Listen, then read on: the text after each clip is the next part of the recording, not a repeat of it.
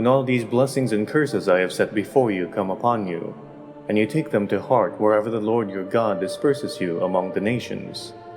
And when you and your children return to the Lord your God, and obey him with all your heart and with all your soul, according to everything I command you today, then the Lord your God will restore your fortunes, and have compassion on you, and gather you again from all the nations where he scattered you.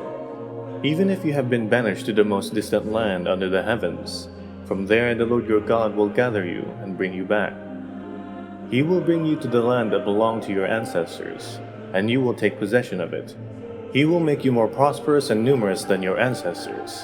The Lord your God will circumcise your hearts and the hearts of your descendants, so that you may love him with all your heart and with all your soul, and live. The Lord your God will put all these curses on your enemies, who hate and persecute you. You will again obey the Lord, and follow all his commands I am giving you today.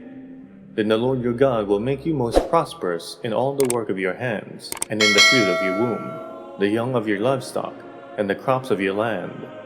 The Lord will again delight in you, and make you prosperous, just as he delighted in your ancestors, if you obey the Lord your God and keep his commands and decrees that are written in this book of the law, and turn to the Lord your God with all your heart and with all your soul.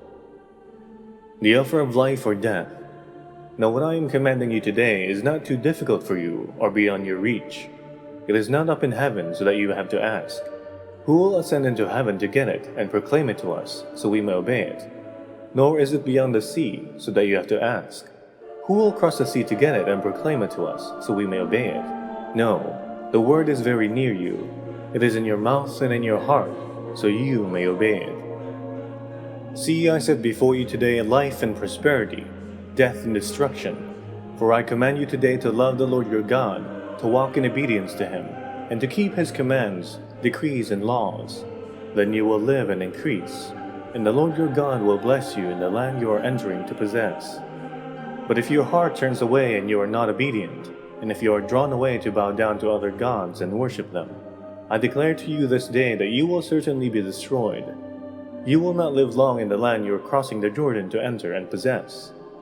This day I call the heavens and the earth as witnesses against you, that I have set before you life and death, blessings and curses. Now choose life, so that you and your children may live, and that you may love the Lord your God. Listen to his voice, and hold fast to him.